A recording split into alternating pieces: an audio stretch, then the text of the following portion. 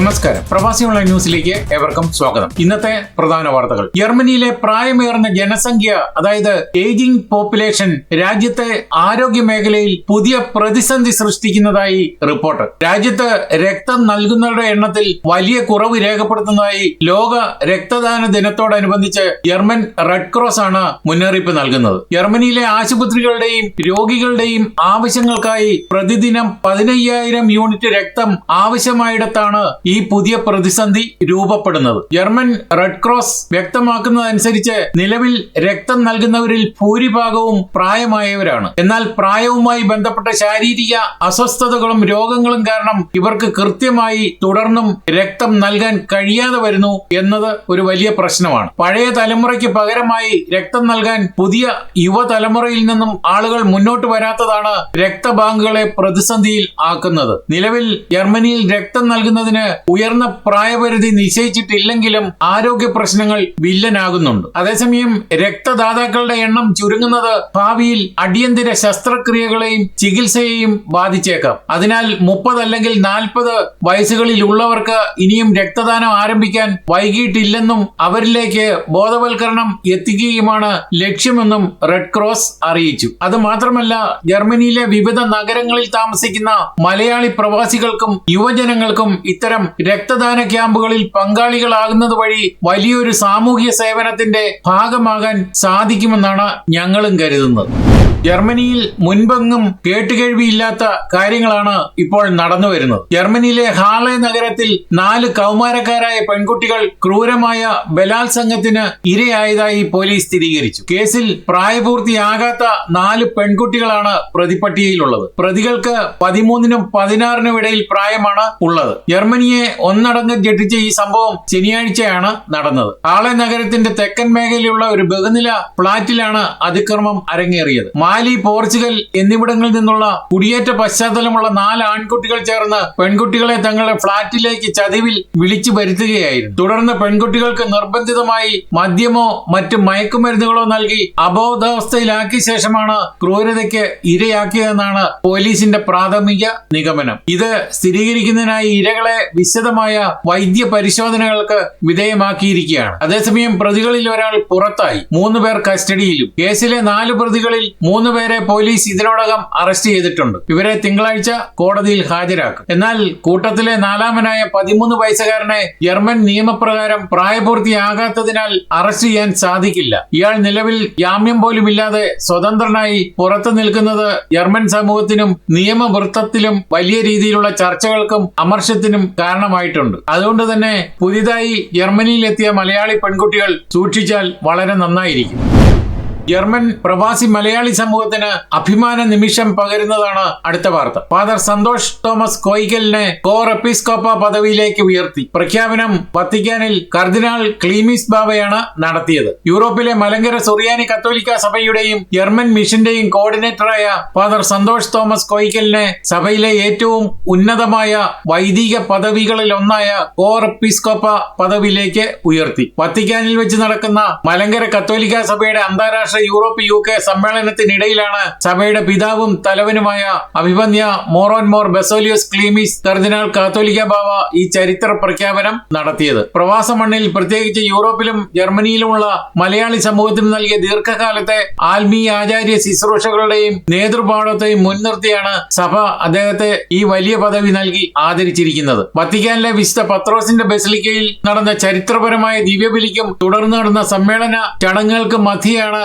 വിശ്വാസി സമൂഹത്തെ സാക്ഷി നിർത്തി കർദിനാൾ ക്ലീമിസ് ബാവ ഈ സുപ്രധാന കൽപ്പന പുറപ്പെടുവിച്ചത്. യൂറോപ്പിലെയും UK-യിലെയും വിവിധ ഭാഗങ്ങളിൽ നിന്നുള്ള 100 കണക്കിന് വൈദികരും സന്യസ്തരും അൽമായ പ്രതിനിധികളും പങ്കെടുത്ത വേദിയിൽ ഉണ്ടായ പ്രഖ്യാപനം കനത്ത കയ്യടികളോടെയാണ് പ്രവാസി സമൂഹം സ്വീകരിച്ചത്. ജർമ്മനിയിലെയും യൂറോപ്പിലെയും മലങ്കര കത്തോലിക്ക മിഷനുകളുടെ വളർച്ചയിൽ നിർണായക പങ്ക് വഹിച്ച വ്യക്തിത്വമാണ് ഫാദർ സന്തോഷ് തോമസ് കോയിക്കൽ. പ്രവാസികളായ മലയാളി കുടുംബങ്ങളെ വിശ്വാസത്തിലും സാംസ്കാരിക കൂട്ടായ്മകളിലും ഒരുമിച്ച് നിർണയിക്കുന്നതിൽ അദ്ദേഹം വഹിച്ച പങ്കിനുള്ള വലിയൊരു അംഗീകാരം കൂടിയാണ് കോർ എപ്പിസ്കോപ്പ പദവി. വത്തിക്കാനിൽ നടക്കുന്ന സമ്മേളനത്തിന്റെ മുഖ്യ സംഘാടകരിൽ ഒരാളായ സന്തോഷച്ചൻ ജർമ്മനിയിലെ വിവിധ പ്രവാസി സാംസ്കാരിക കൂട്ടായ്മകളുമായും അടുത്ത ബന്ധം പുലർത്തുന്ന വ്യക്തിയാണ്. ഉന്നത പദവിയിലേക്ക് തിരഞ്ഞെടുക്കപ്പെട്ട ഫാദർ സന്തോഷ് തോമസ് കോയിക്കലച്ചന് പ്രവാസി ഓൺലൈന്റെ ഹൃദയം നിറഞ്ഞ മംഗളങ്ങളും പ്രാർത്ഥനകളും നേരുന്നു.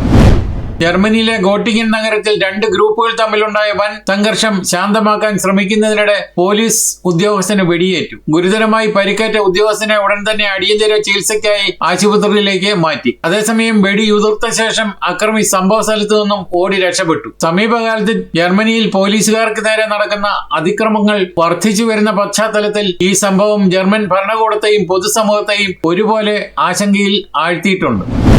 സ്വിറ്റ്സർലൻഡിലെ ജനസംഖ്യ പരമാവധി 10 ദശലക്ഷം ആയി പരിമിതപ്പെടുത്തണമെന്ന ആവശ്യവുമായി വലതുപക്ഷ പാർട്ടി കൊണ്ടുവന്ന വിവാദ കുടിയേറ്റ വിരുദ്ധ ബില്ല് ജനഹിത പരിശോധനയിൽ സ്വിസ് ജനത തള്ളി. 55% വോട്ടർമാരും ഈ നിർദ്ദേശത്തിന് എതിരായിട്ടാണ് വോട്ട് രേഖപ്പെടുത്തിയത്. ഇതോടെ കടുത്ത കുടിയേറ്റ നിയന്ത്രണം ഭരണഘടനയിൽ കൂട്ടിച്ചേർക്കാനുള്ള വലതുപക്ഷ പാർട്ടിയുടെ ശ്രമം പരാജയപ്പെട്ടു. സ്വിറ്റ്സർലൻഡിലെ പ്രമുഖ വലതുപക്ഷ കൺസർവേറ്റീവ് പാർട്ടിയായ സ്വിസ് പീപ്പിൾസ് പാർട്ടിയാണ് സുസ്ഥിരത മുൻകൈ എന്ന പേരിൽ ഈ വോട്ടെടുപ്പിന് തുടക്കമിട്ടത്. വർദ്ധിച്ചു വരുന്ന ജനസംഖ്യ 2022 ശേഷം സ്വിറ്റ്സർലൻഡിലെ ജനസംഖ്യ 17 ലക്ഷം വർദ്ധിച്ച് നിലവിൽ 9.1 ദശലക്ഷത്തിൽ എത്തി നിൽക്കുകയാണ്. ഇതിൽ 4 ആളുകളും വിദേശ പാസ്പോർട്ടുള്ള കുടിയേറ്റക്കാരാണ്. വിദേശികളുടെ അനിയന്ത്രിതമായ കുടിയേറ്റം കാരണം രാജ്യത്ത് വീട്ടുവാടക കുതിച്ചുയരുകയാണെന്നും ഭവനരഹിതരുടെ എണ്ണം കൂടുന്നുവെന്നും റോഡുകളിലും ട്രെയിനുകളിലും കനത്ത തിരക്ക് അനുഭവപ്പെടുന്നുവെന്നുമാണ് പാർട്ടി വാദിച്ചത്. ജനസംഖ്യ 1 കോടിയിൽ എത്താതിരിക്കാൻ കടുത്ത നിർദ്ദേശങ്ങളാണ് പാർട്ടി മുന്നോട്ട് വെച്ചത്. ജനസംഖ്യ നിയന്ത്രണ ബില്ല് തള്ളിയതോടെ യൂറോപ്യൻ യൂണിയനിൽ നിന്നുള്ള പൗരന്മാർക്കും മലയാളി പ്രവാസികൾ ഉൾപ്പെടെയുള്ള വിദേശ വിദഗ്ധ തൊഴിലാളികൾക്കും വരും നാളുകളിലും സ്വതന്ത്രമായി സ്വിറ്റ്സർലൻഡിലേക്ക് കുടിയേറാനും ജോലി ചെയ്യാനുമുള്ള അവസരമാണ് നിലനിൽക്കുന്നത്.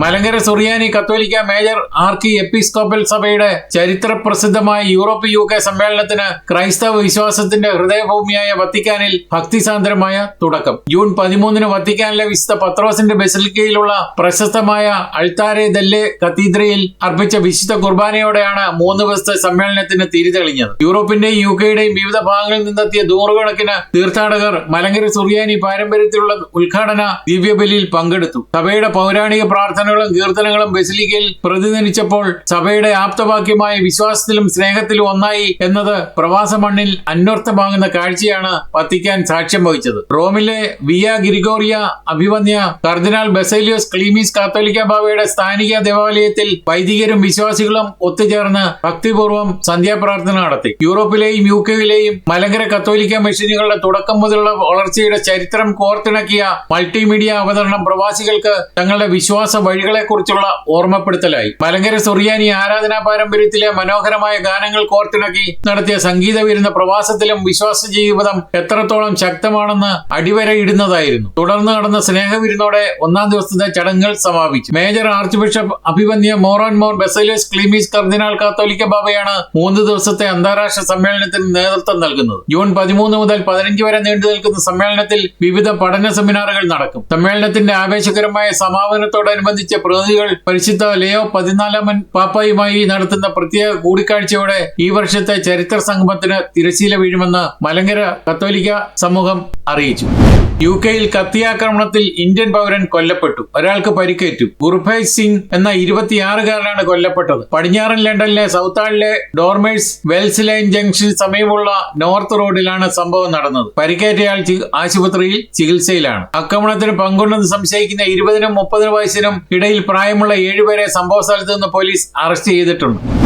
ഫിഫ ലോകകപ്പിൽ ജർമ്മനിയുടെ തുടക്കം സ്ഫോടനാത്മകമായി. കുറാസോവോയെ 1-നെതിരെ 7 ഗോളുകൾക്ക് തകർത്തെറിഞ്ഞാണ് ജർമ്മനി വിജയം നേടിയത്. അതേസമയം ഹാവേഴ്സിന് ഇരട്ട ഗോളും ലഭിച്ചു. ലോകകപ്പ് ഫുട്ബോളിന്റെ ഉദ്ഘാടന മത്സരത്തിൽ മുൻ ചാമ്പ്യന്മാരായ ജർമ്മനിക്ക് തകർപ്പൻ ജയമാണുണ്ടായത്. ഗ്രൂപ്പ് ഇയിൽ നടന്ന ഏകപക്ഷീയ മത്സരത്തിൽ കുഞ്ഞന്മാരായ കുറസോവോയെ 1-നെതിരെ 7 ഗോളുകൾക്കാണ് ജർമ്മനി തകർത്തുവിട്ടത്. കളിയുടെ എല്ലാ മേഖലകളിലും ആധിപത്യം പുലർത്തിയ ജർമ്മൻ പട വരാനിരിക്കുന്ന വമ്പൻ പോരാട്ടങ്ങൾക്കുള്ള ശക്തമായ മുന്നറിയിപ്പാണ് ഈ വിജയത്തിലൂടെ നൽകിയിരിക്കുന്നത്. ഗോളുകളുടെ പൂരം തന്നെയാണ് ജർമ്മൻ പട തീർത്തത്. മത്സരത്തിന്റെ തുടക്കം മുതൽ ആക്രമിച്ചു കളിച്ച ജർമ്മനിക്കായി 5 താരങ്ങളാണ് വലകുലുക്കിയത്. കളിയുടെ 6-ാം മിനിറ്റിൽ തന്നെ ഫിലിക്സ് മെച്ചയിലൂടെ ജർമ്മനി ഗോൾ വേട്ടയ്ക്ക് തുടക്കമിട്ടു. ഹാവേഴ്സിന്റെ ഇരട്ട ഗോൾ 1-ാം പകുതിയുടെ അധിക സമയത്തിൽ ലഭിച്ച പെനാൽറ്റിയുടെ കളിയുടെ അവസാന ഘട്ടത്തിലും ഗോൾ നേടി കായ് ഹാവേഴ്സ് മത്സരത്തിൽ ഇരട്ട ഗോൾ സ്വന്തമാക്കി. ജർമ്മൻ ഗോൾ വേട്ടയ്ക്ക് വിരാമമിട്ടതും ഹാവേഴ്സ് ആയിരുന്നു. പ്രതിരോധ താരം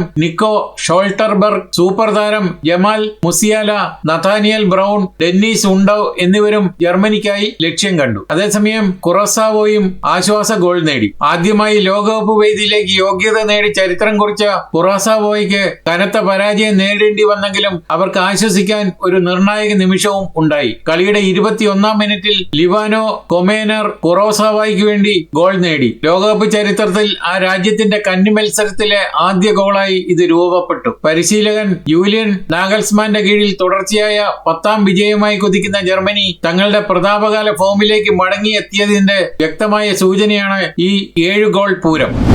അമേരിക്കൻ പ്രസിഡന്റ് ഡൊണാൾഡ് ട്രംപ് തന്റെ 80ാം ജന്മദിനം ആഘോഷിച്ചു. ഇറാൻ പ്രതിസന്ധിയും അന്താരാഷ്ട്ര ചർച്ചകളും സജീവമായി തുടരുന്ന പശ്ചാത്തലത്തിലും വൈറ്റ് ഹൌസിലും റിപ്പബ്ലിക്കൻ പാർട്ടിയുടെ നേതൃത്വത്തിലും വിപുലമായ ജന്മദിന ആഘോഷങ്ങളാണ് ട്രംപിനായി സംഘടിപ്പിച്ചത്. അമേരിക്കൻ ചരിത്രത്തിൽ അധികാരത്തിലിരിക്കെ 80 വയസ്സ് തികയുന്ന പ്രായമേറിയ പ്രസിഡന്റുമാരുടെ പട്ടികയിലേക്കാണ് ഈ ജന്മദിനത്തോടെ ഡൊണാൾഡ് ട്രംപ് നടന്നു കയറിയത്.